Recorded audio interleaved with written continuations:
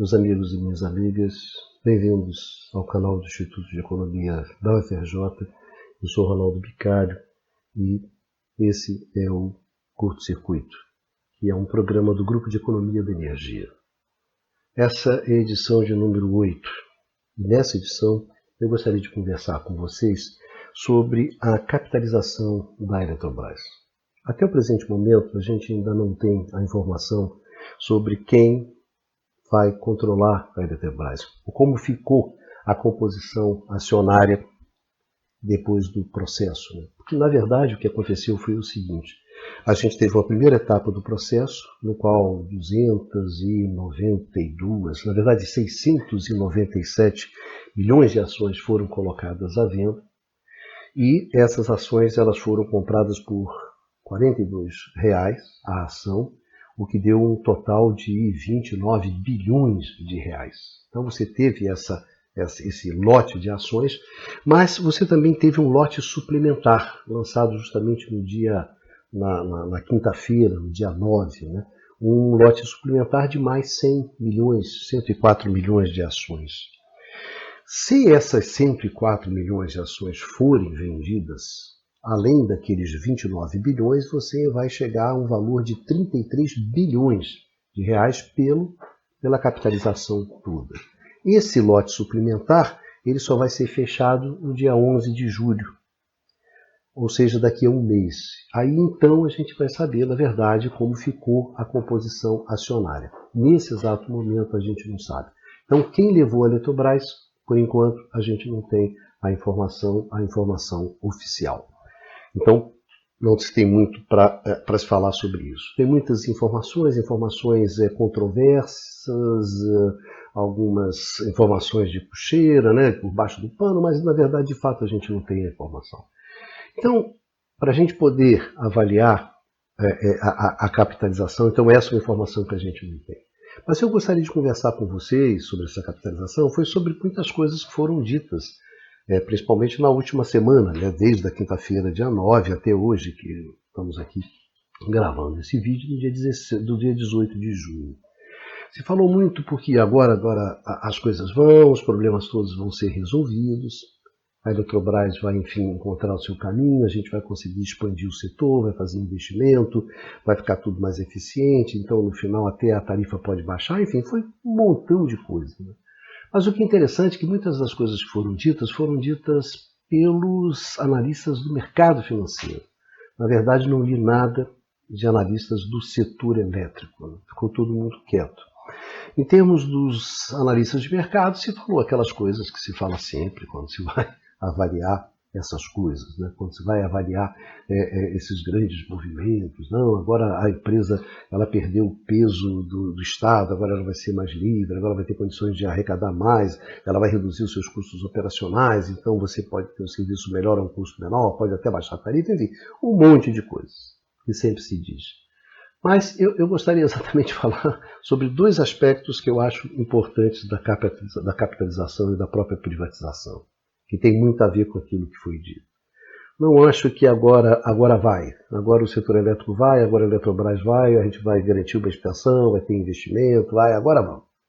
Seus problemas acabaram, não é isso? Um grande estilo organizações tabajaras. Acho que não. Acho que existem duas questões que a gente deve analisar e que são importantes quando se fala sobre a privatização da Eletrobras. A primeira delas é o impacto dessa privatização sobre a segurança energética do país. E a segunda é sobre o impacto sobre o preço, uma coisa mais concreta aqui, mais de curto prazo, né, colocada. Eu acho que a primeira grande questão é a questão da segurança energética, que é um ponto fundamental para qualquer país, para qualquer Estado nacional. É a questão da segurança do abastecimento, e principalmente a segurança do abastecimento de energia elétrica. É uma questão difícil. É um problema de política energética que não é simples, que não resolve simplesmente fazendo a privatização ou simplesmente fazendo a estatização. É um problema onde o buraco é muito mais embaixo. Mas eu diria o seguinte: o que você tem de concreto é que nos últimos 80 anos, o Estado brasileiro, através da Eletrobras, desempenhou um papel importante na garantia do abastecimento, na garantia da segurança energética, no caso da segurança elétrica. Foi fundamental nesses últimos 80 anos. Não só naquela fase que vai dos anos 40, dos anos 50, 60, 70, mesmo a partir dos anos 90, quando a gente tem um aumento, um forte movimento no sentido da privatização do setor elétrico. Desde os anos 90 a gente tem um movimento forte de privatização do setor elétrico brasileiro. O setor elétrico brasileiro vai ficando cada vez mais privado, e a capitalização ela só é um ponto a mais dentro desse processo. Mesmo nesse momento, desde os anos 90 até agora, a venda da Eletrobras, até agora, o Estado continuou desempenhando um papel importante na expansão do abastecimento. A Eletrobras continuou desempenhando um papel-chave.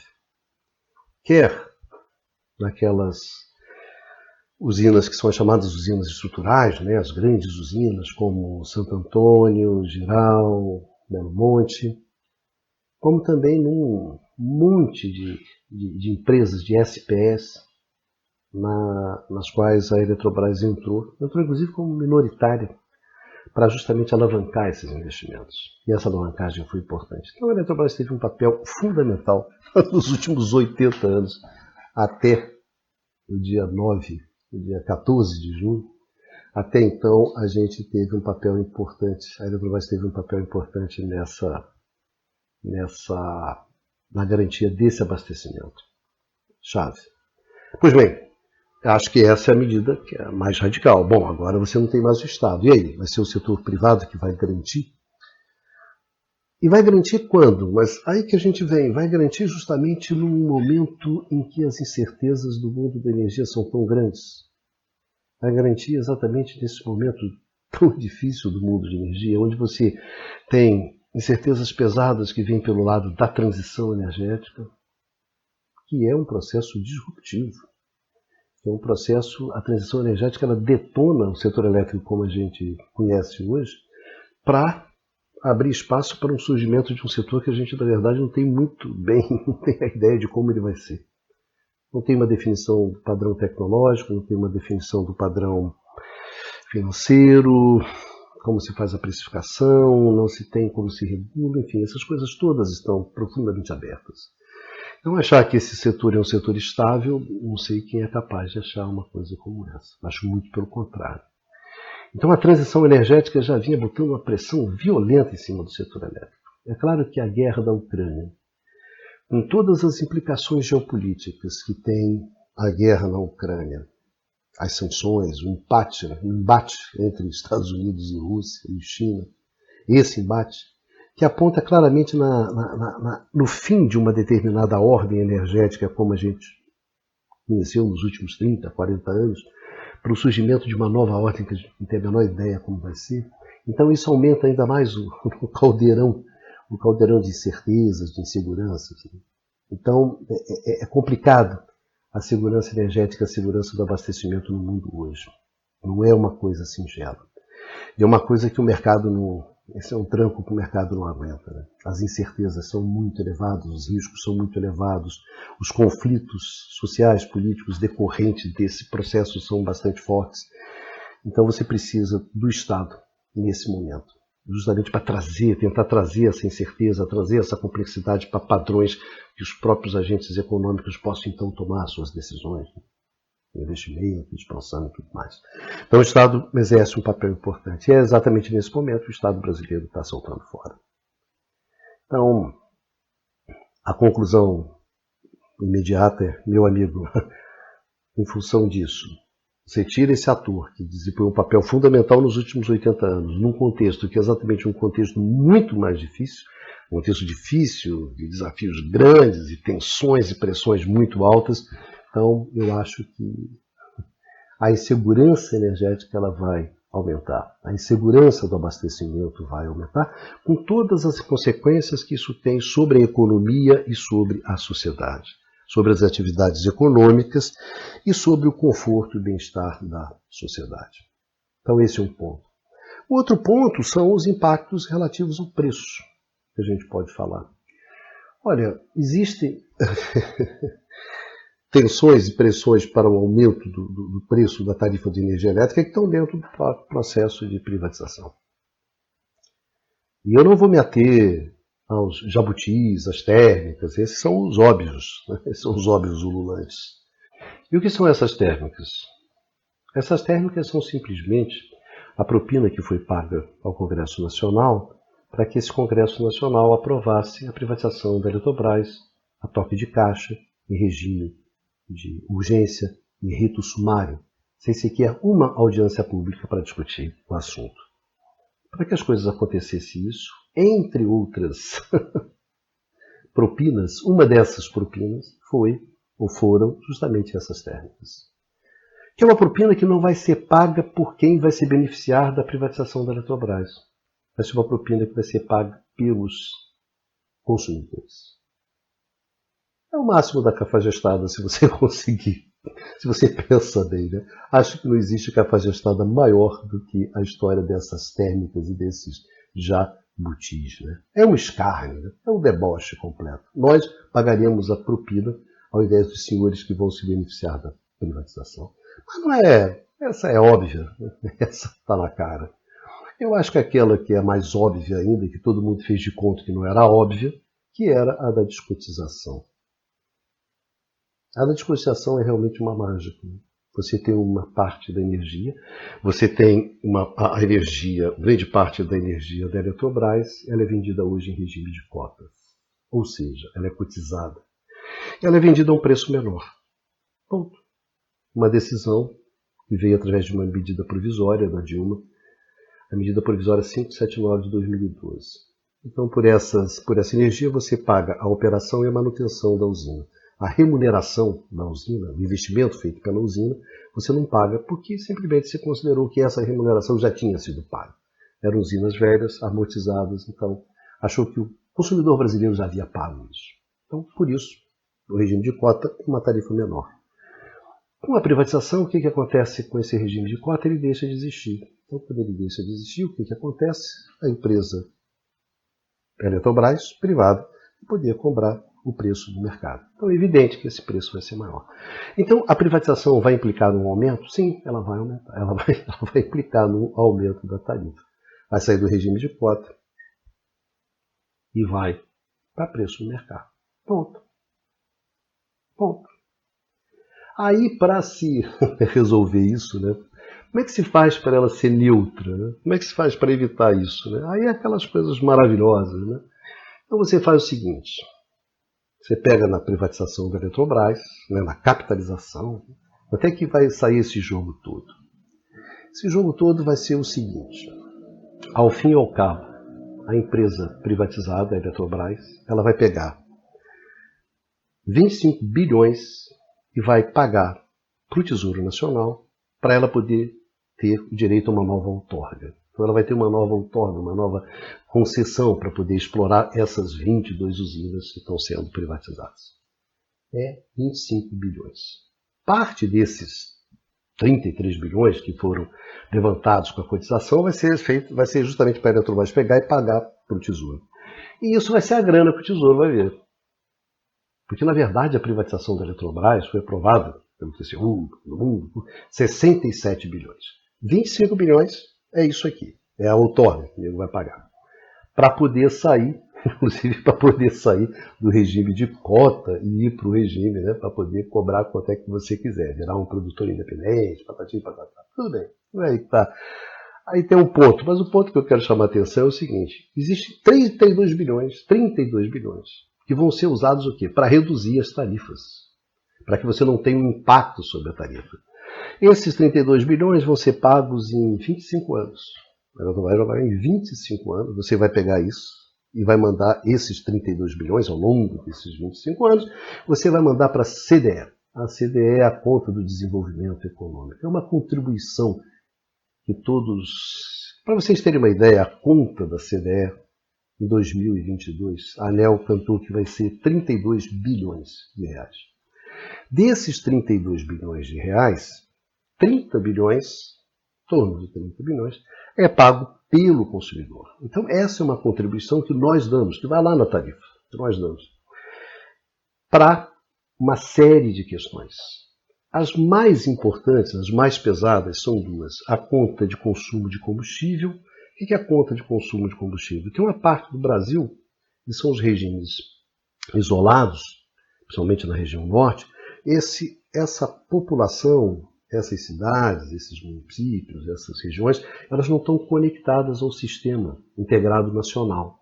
São sistemas isolados. E esses sistemas isolados, é caro você levar energia para essa gente, né? Essa gente obter a energia que esses brasileiros precisam.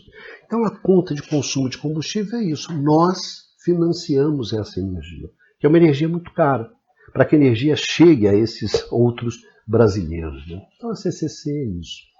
E é uma conta que a tendência é ela ficar cada vez mais cara. Por quê? Porque você gera essa energia nos sistemas isolados, basicamente usando combustíveis fósseis, derivados de petróleo, né? Esses derivados, justamente, que em função da guerra tão forte.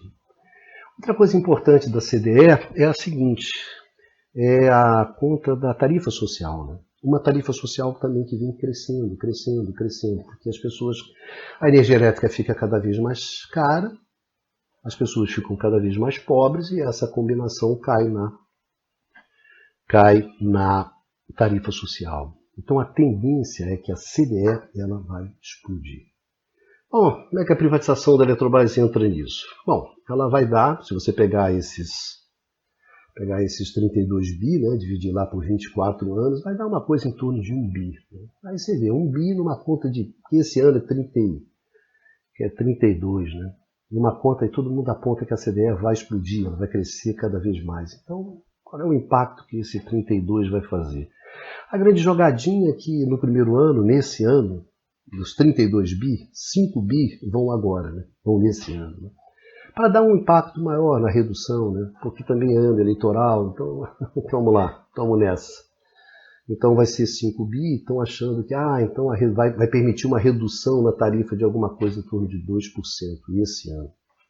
Então, é aí que está a tal da neutralidade, que no final vai chegar uma neutralidade, quer dizer, é aquela história, olha, você vai sair do regime de cota, vai para um regime de mercado e vai ter um aumento de tarifa, mas esse aumento não vai ser muito grande porque a gente vai atenuar isso através desses 32 bi. Tá certo, tá bom. Então você nota bem, você olha só, cara, por que você está colocando esses 32 bi? Eu estou colocando esses 32 bilhões, por que você está colocando isso? Eu estou colocando esses 32 bilhões por causa da descotização. Tá certo. E por que você está fazendo a descotização? Eu estou fazendo a descotização para a privatização. Né? Então, na verdade, esses 32 bi é para resolver um problema que você mesmo criou. Né? No fundo, é para bancar quem? Bancar a privatização.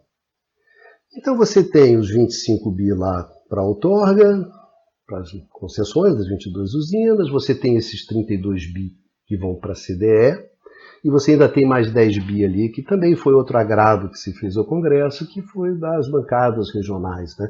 Esse 10 bi, ao longo de, acho que de 10 anos, são para projetos de desenvolvimento nas bacias, né? Nas bacias hidrográficas. Então, isso foi um agrado lá, Nordeste, Goiás, Minas, que você fez para as bancadas, né? Também para que elas aprovassem a privatização. Então você vê, esses 10 bi, então dos 67 bi, você fala assim, quanto é que o governo vai botar de fato no bolso dos 67 bi? 25 bi. Que o Bolsonaro pretende pegar esses 25 bi, de alguma maneira usar para que o preço do diesel não suba. Né? Vai. Então é isso. Então a tarifa vai subir? Vai subir, porque não vão ser esses 32 bi que vão segurar, tá certo? Então você cria essa coisa maluca, né? Eu fiz uma privatização que vai... a Eletrobras foi privatizada por 67 bi. Desses 67, 32 é para evitar o aumento da tarifa que vai acontecer justamente em função da privatização. Legal. Os caras acham que a gente é otário, né? Mas tudo bem. Então, eu acho que essa carregada, realmente, de você sair da cota e você ir para o mercado, você vai ter um impacto, vai aumentar a tarifa. Então, dentro de uma determinada trajetória que a gente já vinha de aumento de tarifa, isso contribui. Né? Então, acho que ninguém tem ilusão. Né? O que se chegou, que foi um certo, o máximo da cara de pau vai ser neutro. Mas acho que ninguém acredita que vai ser neutro. Né? Neutro foi para você justificar a questão da privatização, mas a descotização joga no preço de mercado e aí, malandro, esquece. Lá vamos nós. A trajetória de crescimento acelera. E além do mais, esse é o ponto que a própria trajetória, né, a própria privatização traz. E além do mais, existe outro aspecto, gente.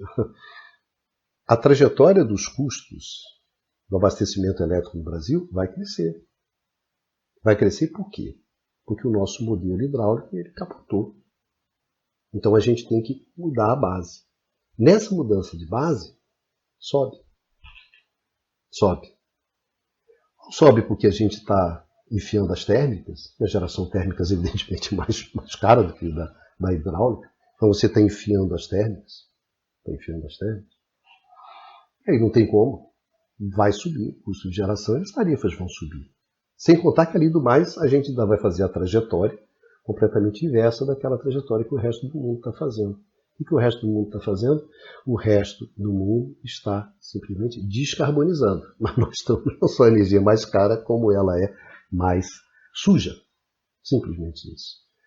Qual seria a alternativa? Seria as renováveis. E aí que é interessante, né? Aí que é interessante. Para o mundo inteiro, a introdução das energias renováveis, a transição energética, se traduz o quê? Em aumento de custo. Para nós, a transição energética ela poderia servir para quê? Para reduzir custo, para inverter a trajetória que a gente está atualmente. Nós poderíamos fazer isso. Por quê? Porque nós temos todos aqueles recursos de flexibilidade que são importantes, né? Quando você introduz energias renováveis. Né? Recursos de flexibilidade, estocagem, centrais elétricas flexíveis, sistema de transmissão amplo, né, que cubra grandes áreas. Nós temos tudo isso, né? Que eu acho que sintetizado em quê? Sintetizado nas hidrelétricas com reservatório. Rapaz, esse é um ativo de flexibilidade. Seria possível a gente fazer o quê? Reverter essa trajetória. Mas com a privatização da Eletrobras, o que a gente faz? A gente pega todos esses ativos e manda o quê? Entrega da mão da iniciativa privada. De tal maneira que aquelas rendas de flexibilidade que poderiam ficar com a gente, aquelas rendas hidráulicas que poderiam ficar com a gente, que poderiam ficar com a sociedade, para que ela pudesse pegar essas rendas e usasse justamente para inverter essa trajetória de crescimento, criando um novo modelo, dando um cavalo de pau no setor elétrico brasileiro, radicalizando a transição energética, ou seja, radicalizando a transição em direção às energias eólicas, energia solar, às energias renováveis, e combinando isso com as nossas usinas de reservatórios, metendo pau nisso, indo firme nessa direção, que é aí que está as reduções de custos e tudo mais, justamente em função dessas rendas, desses recursos que nós temos. Nós vamos simplesmente pegar essa renda e nós vamos entregar para os futuros donos da Eletrobras. Serão eles que vão oferir essa renda hidráulica, serão eles que vão oferir né, essas rendas de flexibilidade. Então, meu amigo, a tarifa segue crescendo. Então, eu acho que esses são os impactos. Concretamente, esses são os impactos da privatização da Eletrobras. O primeiro deles é aumentar a insegurança energética do país. E o segundo é retomar fortemente uma trajetória de aceleração, de aumento das tarifas de energia elétrica. E aí é problemático. E aí é problemático porque nós vamos cair de boca num problema que o mundo inteiro tem e que nós não precisávamos passar por esse problema. Mas nós vamos passar. E aí, o que a gente vai fazer? A gente vai subsidiar cada vez mais a energia elétrica? A gente vai subsidiar a energia elétrica? A gente vai subsidiar uma energia elétrica cada vez mais cara para transferir recursos da sociedade para essas empresas de energia? É isso que nós vamos fazer? Esse vai ser o nosso papel? Vai ser financiar os dividendos, os bônus dos CEOs, das diretorias das empresas? É isso? A custa do povo brasileiro, a custa da economia brasileira? Eu acho muito difícil isso acontecer. Acho que, na verdade, me desculpem, mas a Eletrobras não é o início do fim. A capitalização da Eletrobras não é o início do fim. É simplesmente o fim do início, o fim do começo. Apenas isso. Mas não é o começo do fim, não. Acho que tem muita coisa para acontecer. Tem muita água para passar por baixo desse... Na verdade, por passar por esse vertedouro, né? Falando da linguagem do setor. A energia elétrica ela é uma coisa muito importante para a sociedade para ser os seus destinos decididos dessa forma liviana como nós estamos fazendo. Né? Essa festinha do mercado, né? Essa festinha dos garotos, da Faria Lima, enfim, essa bobajada toda. É uma coisa muito séria e tem implicações sociais, tem implicações econômicas e tem implicações políticas muito fortes. Por isso que eu acho que, sinceramente, a privatização da Eletrobras, a capitalização da Eletrobras, muita coisa ainda vai acontecer em torno disso. Muita coisa vai acontecer. Muitas coisas ainda serão disputadas, e disputadas fortemente. Então, eu vejo tranquilamente esse processo, acho um absurdo a maneira como ele evoluiu, a falta de transparência, que é inacreditável, as ilegalidades, as arbitrariedades, houve de tudo nessa capitalização da Eletrobras. Muitos livros serão escritos sobre essa privatização, essa capitalização da Eletrobras. Mas eu acho que é um jogo aberto. É um jogo aberto. É um jogo que ainda está indefinido e muitas coisas vão acontecer. E quando a gente descobrir, né, quem são aqueles que vão comandar a Eletrobras, né, isso vai ser um capítulo bastante interessante. Então eu acho que teve um momento, eu acho que é muito ruim para o país, que foi a capitalização. É muito ruim esse momento. Mas eu acredito que o jogo é jogado e o lambari pescado. O jogo continua sendo jogado, muitas coisas vão acontecer. Eu acho que as coisas ainda não estão dadas. Por quê? Porque estão ocorrendo transformações profundas no mundo. Profundas. Não sei se isso é bom ou se é ruim, mas existem transformações profundas que vão atingir em cheio o setor de energia. E vão atingir em cheio o setor elétrico. O setor elétrico vai ser um espaço de muita disputa. E vai ser um espaço de muitas tensões. Tensões sociais, tensões políticas, muita chapa quente. Né? Por isso eu acho que, eu não entendo, acho que esses meninos do mercado financeiro, né, eles apontam, sei lá, o setor elétrico, não, são ações, são companhias de refúgio, de segurança, Meu Deus, eu fico fascinado como esses caras não sabem porra nenhuma sobre o setor elétrico. Isso é porra nenhuma. Usam meia dúzia de clichês, enche o saco de todo mundo. Ah, meu Deus, esses garotos são inacreditáveis. Você não deixa um país desse tamanho, né? Uma população desse tamanho, nas grandes cidades, na mão desses caras, né? Não, eu lamento. Isso não é bom nem para eles, eu acho. Nem para eles. Por isso, meus amigos, eu queria ter essa conversa, uma conversa simples, né? A gente não tem as definições chaves sobre o setor, mas eu sei que queria chamar a atenção só para esses dois aspectos. Simples. Segurança energética vai diminuir e, por outro lado, os preços vão aumentar. E isso vai gerar um montão de problemas, como já está gerando no mundo todo, né? Onde você vê que na Itália você está subsidiando, na Inglaterra você está subsidiando. E de onde é que você está tirando o dinheiro? Você está tirando dinheiro das empresas de energia. Quais empresas de energia? Justamente aquelas que estão ganhando uma baba. Uma baba.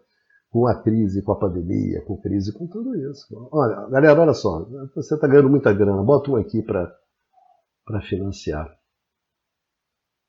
Financiar a energia elétrica. Não acho esse caminho sustentável. Acho que o que a gente tem que buscar é como a gente gera uma energia barata. E acho que no caso brasileiro a gente tem condições de fazer isso. A gente tem que ter uma energia barata.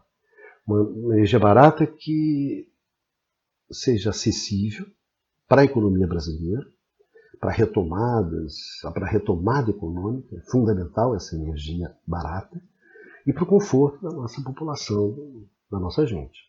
Dá para fazer isso? Dá. Mas ficou mais difícil agora com essa capitalização. Se a gente quiser fazer, tem que reverter isso. Como a gente reverte isso? meu amigo, isso vai dar muita pano para manga. A gente vai conversar muito sobre isso.